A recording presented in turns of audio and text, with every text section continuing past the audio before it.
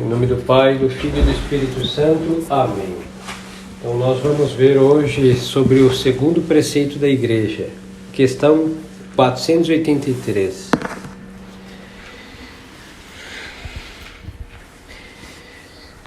A questão 483 nos pergunta: que nos manda a Igreja com as palavras do segundo preceito confessar-se ao menos uma vez cada ano? Com as palavras do segundo preceito, confessar-se ao menos uma vez cada ano, a Igreja obriga todos os cristãos que chegaram ao uso da razão a receber uma vez ao menos em cada ano o sacramento da penitência. Então é o seguinte: nós, batizados com o uso da razão, aqui não está dizendo que quem fez a primeira comunhão, hein? Isso é coisa do modernismo. Na tradição católica, ou seja, na Igreja Católica como ela sempre foi, todos os batizados podem se confessar. Outra coisa é receber a primeira comunhão. São dois sacramentos distintos.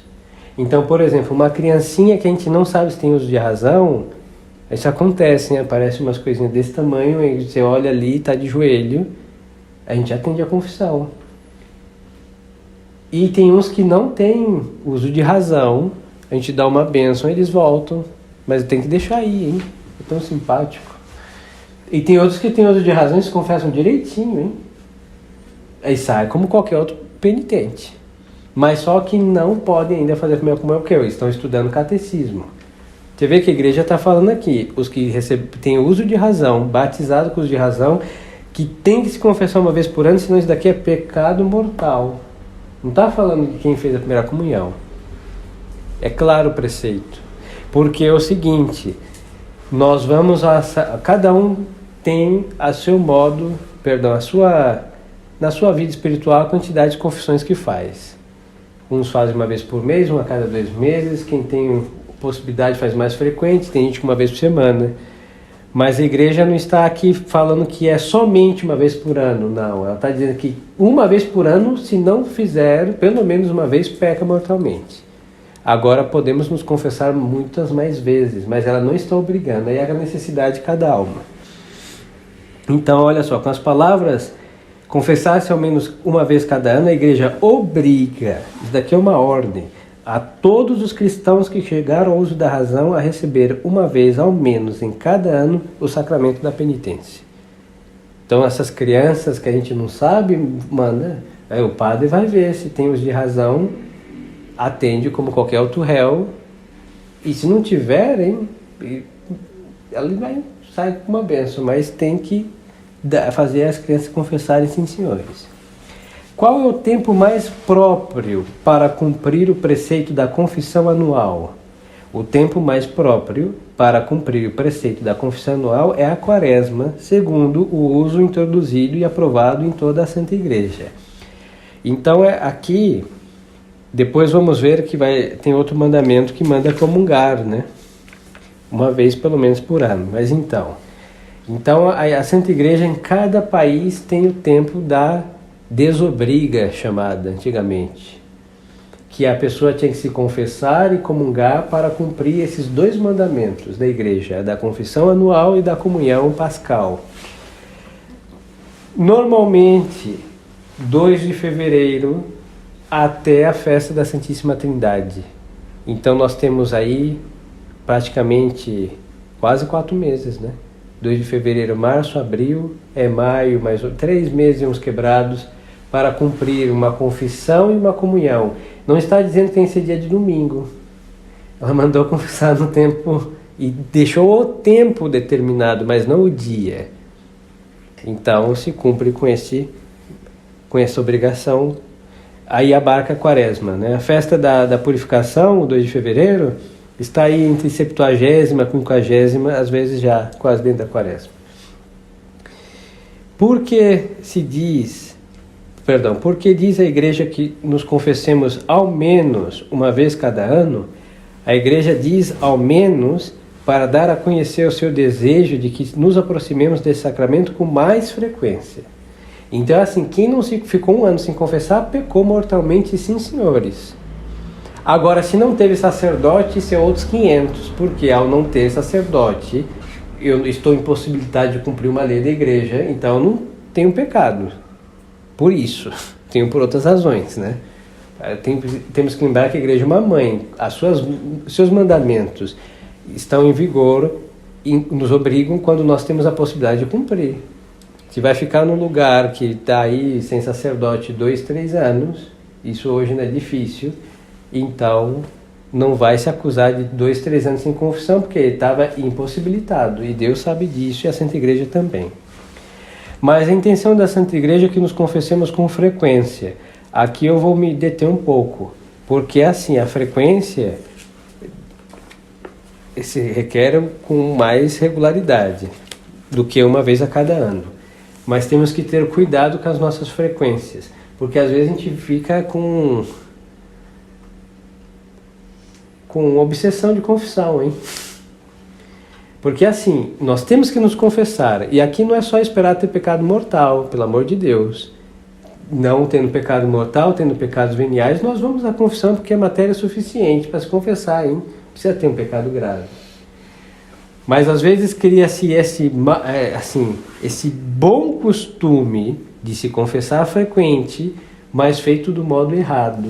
Por quê? Porque as confissões não são preparadas, se confessam às pressas, e tem lugares, principalmente as organizações tradicionais, que tem 2, 3 padres. Aí um reza a missa, 2, 3 fica lá atrás confessando, e tem pessoas, eu sei porque eu saí de um desses lugares, tem pessoas que vão à missa todos os domingos, mas sabe quantos domingos fazem que não assiste missa inteira? Os tantos que elas vão nesses lugares, porque ficam numa fila interminável de confissão, aí tem a sorte de confessar ali, enquanto o outro está dando a comunhão e sai correndo para comungar. Não assistiu missa, não ouviu o sermão porque estava atento à fila. E depois, já é o final da missa, eles vão correndo lá para fora conversar. Este é o Santo Domingo tradicional. Aí os senhores vão falar que foi o Vaticano II que fez isso. Não, senhores. São as mazelas das falsas soluções tradicionais, hein? Eu sei, é assim. Assim que, graças a Deus, aqui só tem um padre, assim que não dá para me bilocar. As pílulas do Padre Pio eu não sei onde estão e nem quero saber. Então tem que se confessar antes da missa, hein?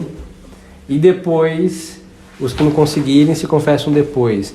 Mas você vê que, tendo muito, a gente inventa uma mazela para estragar os recursos que Deus nos deu para nos enriquecer. O ser humano, isso é o liberalismo, hein? É uma desgraça isso. Então é assim, não é para ter essa obsessão de confissão. Isso está errado. Porque às vezes é só uma massagem na consciência, porque na segunda-feira se entrega novamente ao pecado. Temos nossas fragilidades, Deus sabe o que é fragilidade, o que é malícia, o que é hábito, o que é combate, o que é derrota, o que é vitória, tudo Deus sabe. Isso que importa.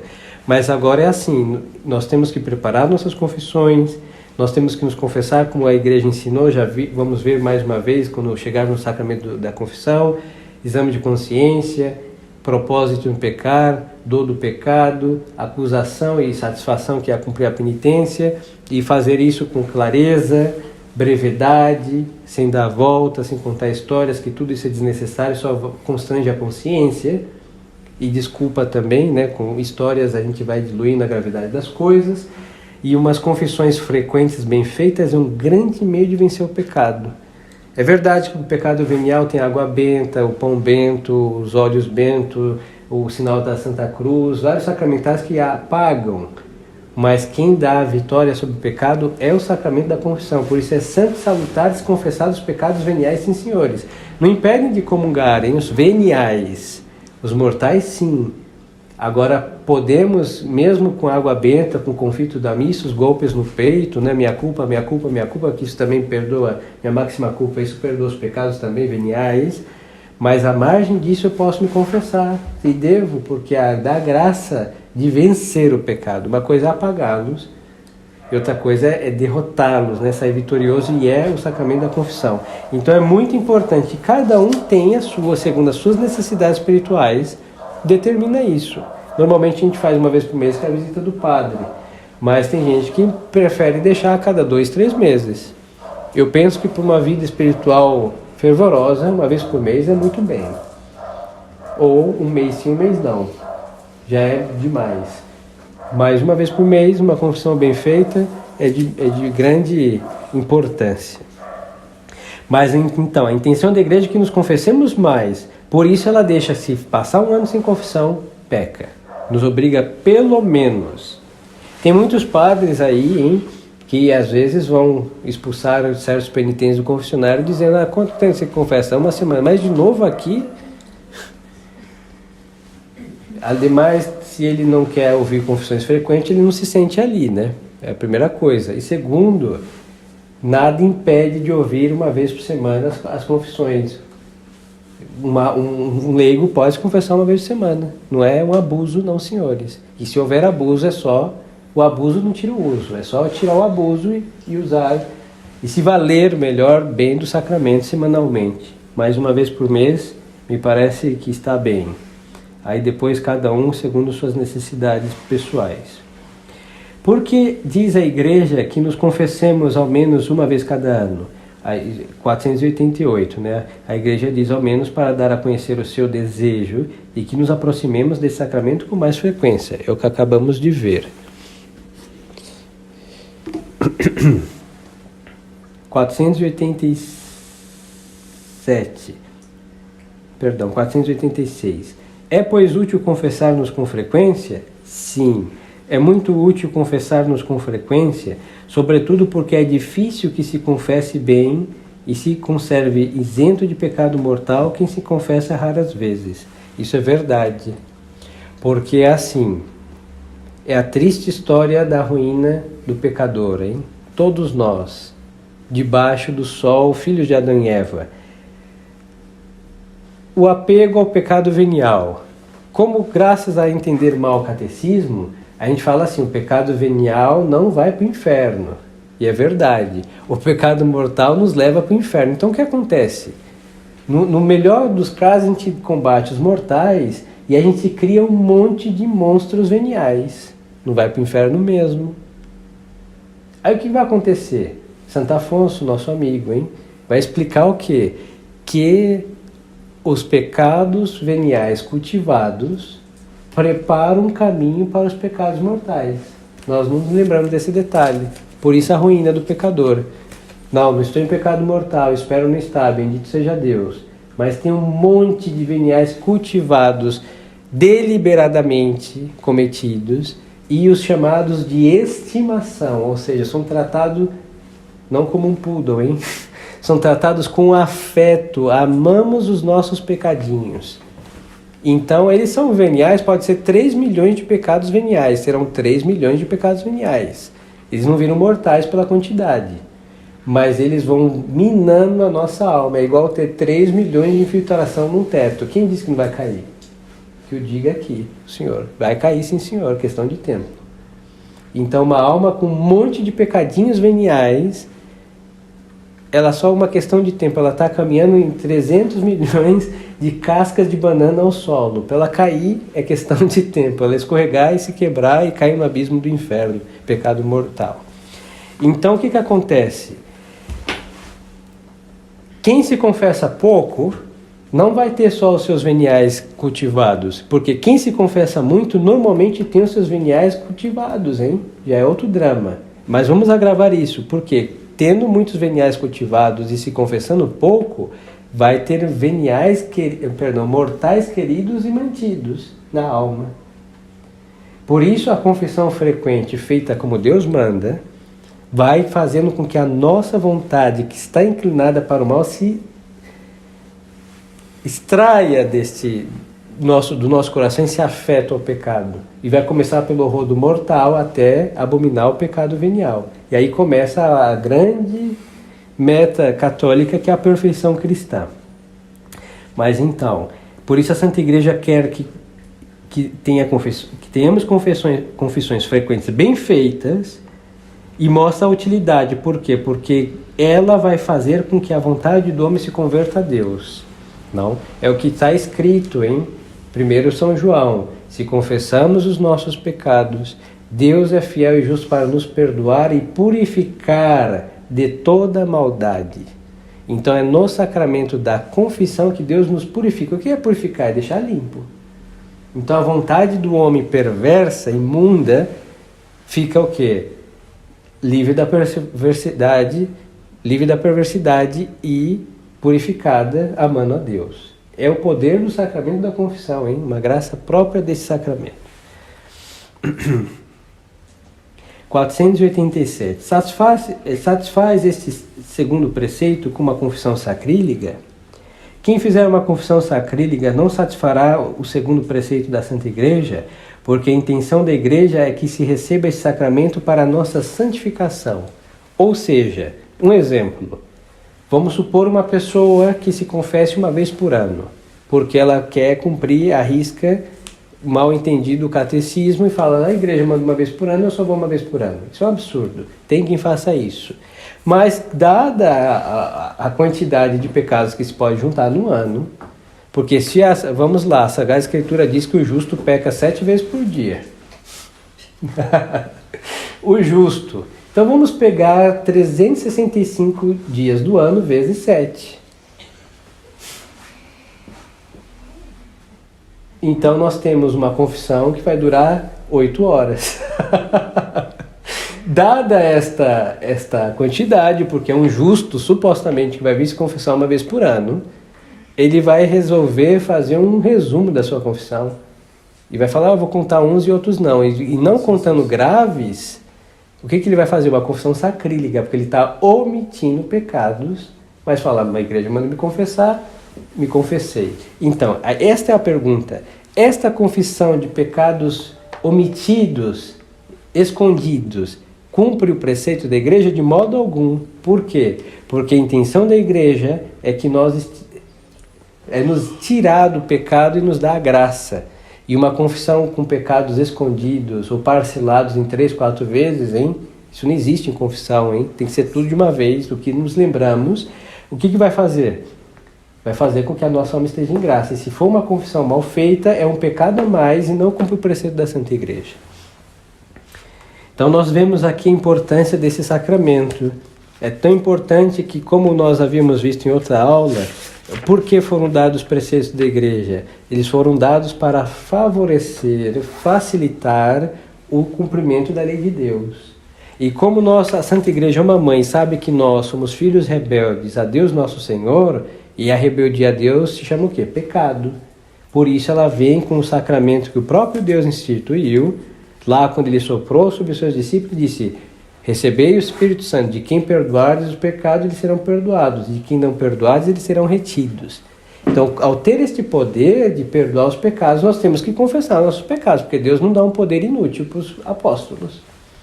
E sabendo que somos rebeldes, que vamos aí contra o primeiro, segundo, terceiro, quarto, quinto, sexto, sétimo, oitavo, nono e 10º mandamento, então para voltar na amizade a Deus, para voltar à submissão aos mandamentos, a igreja nos manda receber esse bendito sacramento pelo menos uma vez por ano, hein? Mas só que quanto mais, obviamente, quanto mais e feito bem, corretamente, será melhor para a nossa santificação.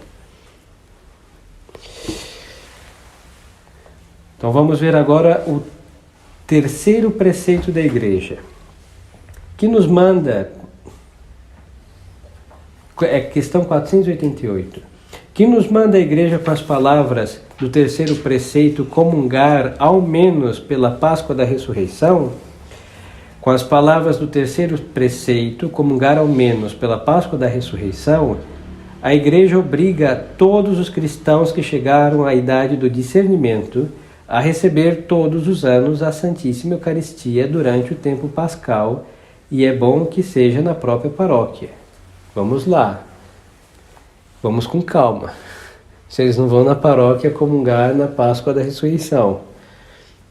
Às vezes vamos procurar lá e não vamos encontrar, normalmente. Vamos lá. Todos os que chegaram à idade do discernimento. Lembre-se que para confessar precisamos chegar ao uso da razão. O uso da razão é saber o bem moral e o mal moral.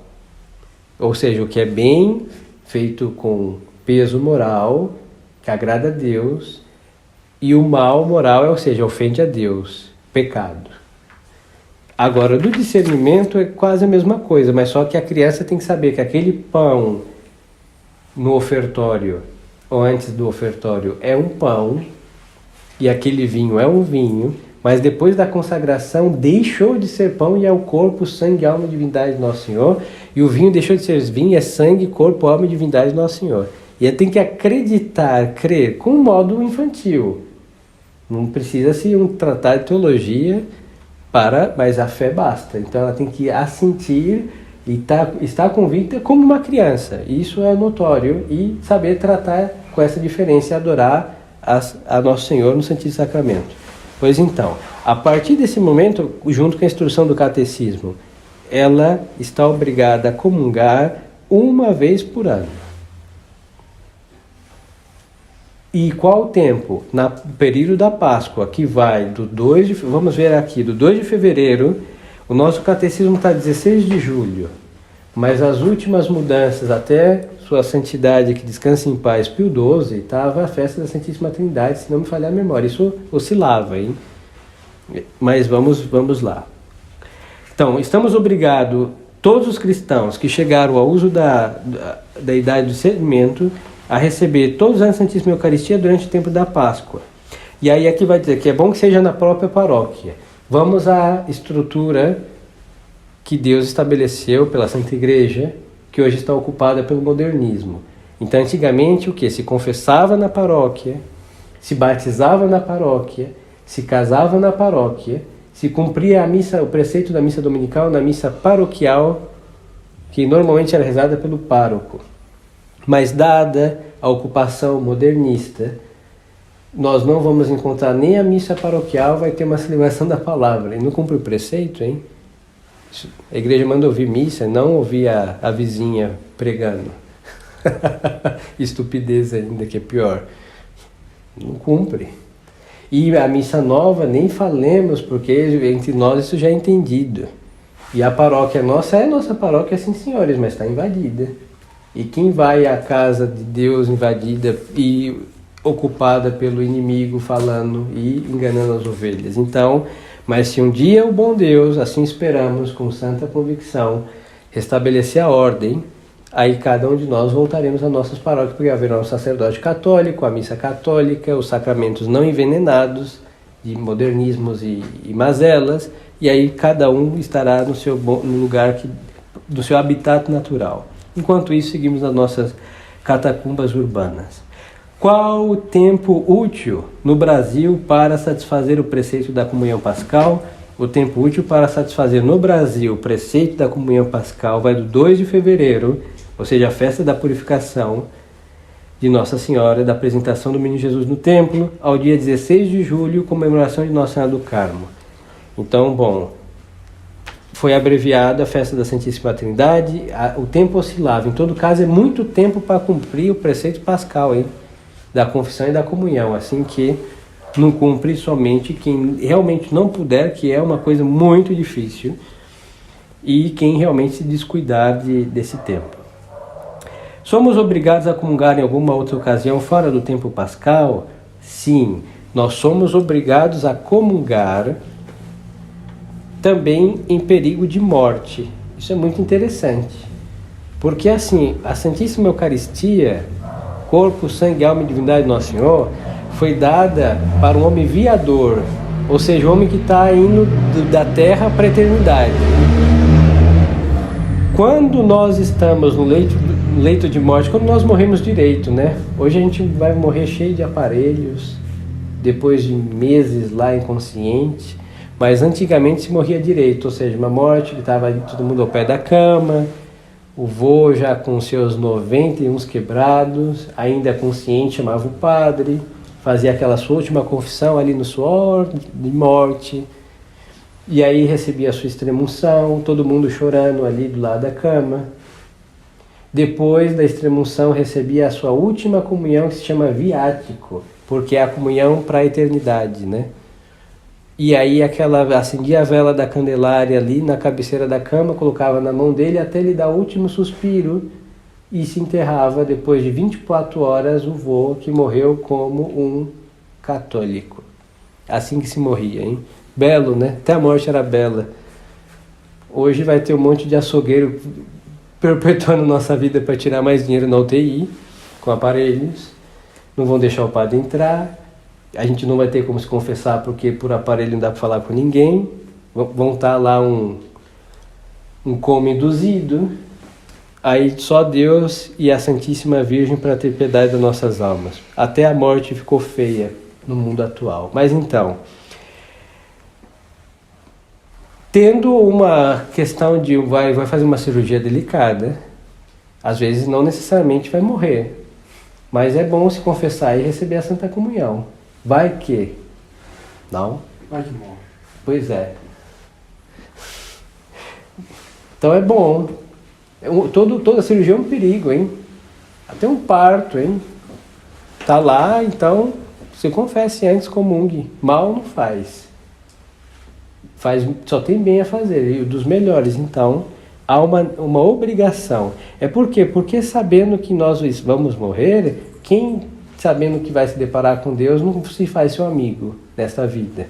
E a comunhão é a maior intimidade com Deus que pode haver, hein? Não existe uma maior do que tê-lo dentro de nós e ser assimilado por ele e se transformar em outro Cristo. É uma intimidade extrema, hein? Então supõe aqui o que? O amor a Deus e a seriedade para com a própria eternidade, e só Ele pode nos salvar assim que comungar, sim senhores. Em graça de Deus, obviamente.